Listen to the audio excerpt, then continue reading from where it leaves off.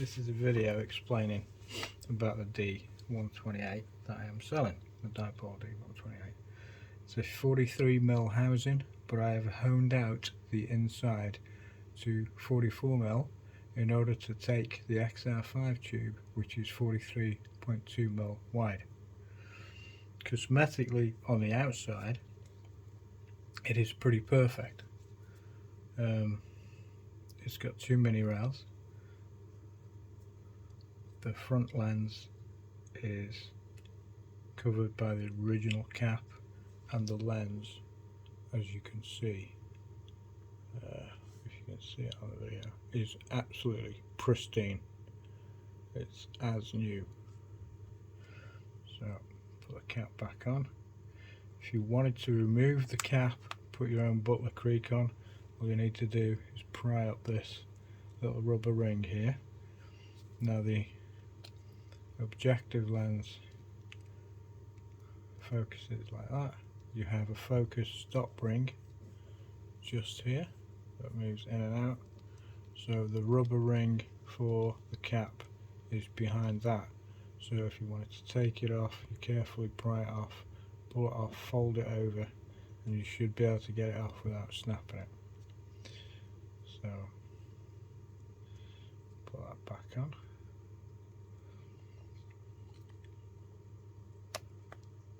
So, right, the IR works fine, but we'll get to that in a minute. We've got two lanyard holes. We've got one here, one on the other side. You've got the original cap, the rubber cap for your eye. This also unclips. The rear eyepiece lens does need a little bit of a clean, but this also is pristine. No scratches, no chips, nothing wrong with that. Right, now onto the switch. When I originally bought this, the switch fell off. Now the switch has a cylinder underneath here, and it's secured, this part of the switch is secured to the underneath by two grub screws. Now the housing I've replaced this with is the UK version of the D128, and it's the 37mm Cobra Optics Demon. Now this switch is exactly the same, but this one is working fully properly. So on this one, the Cobra Optics Demon, this is off, then you press it once it's on, then you push this little catch here forwards and you press it again, I'll turn it again rather, and it's low IR. Then you turn it again and it's high IR. Back again, and then it's off.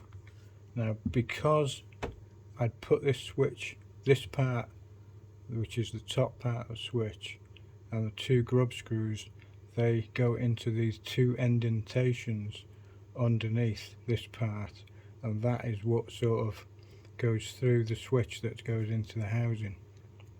So I put the switch back on, not realizing it was in the wrong position, because obviously I didn't have the other housing to refer to. There was no manual, whatever else, and I thought it was correct. Anyway, so I put the switch back in position, I've put that grub screw in, I've put that grub screw in, but as I was pulling out the Torx head, which was a spanner, which was about 0.4 mil thereabouts. I think the tiniest I had was 0.5 and the 0.4 mil. So anyway, but basically what's happened is the end of it is snapped off in the grub screw, so the switch is now stuck in that position. So as you can see, it's a different position to how it should be, but it works perfectly.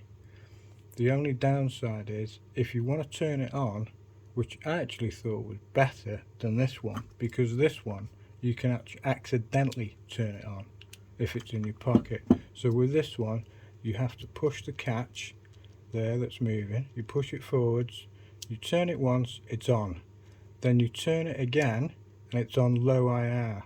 But because it's in the wrong position and it hits the body, it won't go on to high IR. But to be honest, there's not a lot of difference.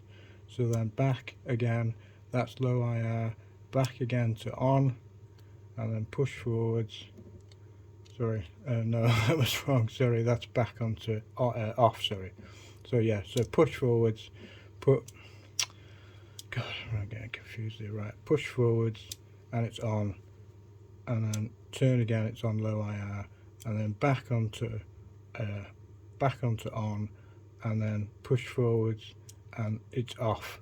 So this cannot be turned on unless you push the little catch forwards, which to be honest I prefer over this one, because you can accidentally switch it on whilst it's in your pocket. Anyway, apart from honing out the inside in order to accommodate the ex-KITE XR5 Gen 2 Plus tube, the only other cosmetic issue is the switch. It has rubbed a little bit off there on the housing, but that seems to be sort of normal behaviour anyway when you use the switch. I think this housing's not been, this Cobra Demon hasn't been used as much as this one.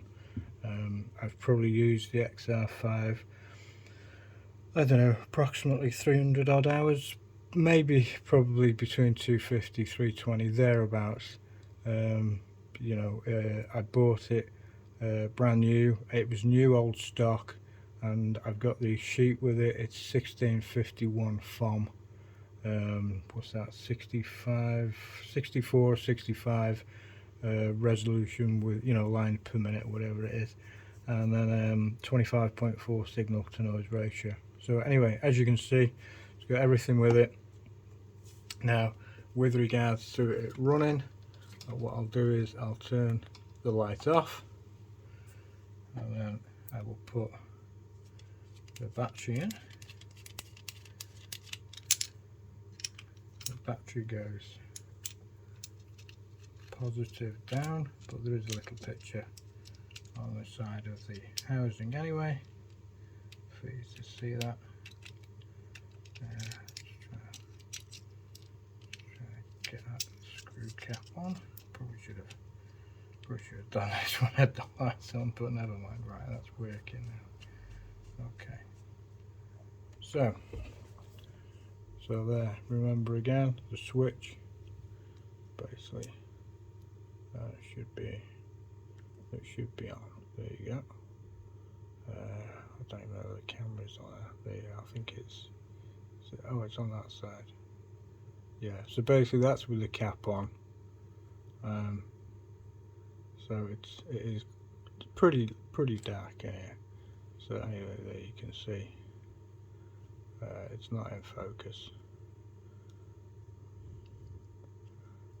Diopter's not adjusted either for the focus, but pretty much if I put the cap below it, you can see eventually it should go into focus, hopefully eventually.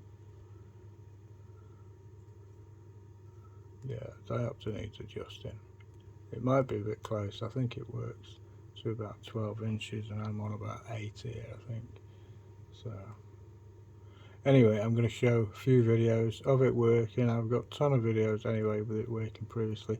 And when I tried it in the garden last night, it focused perfectly. It's working fine with the low IR too as well. But what I'll do is I'll take a video outside in a minute, and I'll then sort of add it onto this one or stick it up as a separate link. So anyway, that's the D128, and that's how it works, and basically any other flaws and cosmetic issues, whatever else.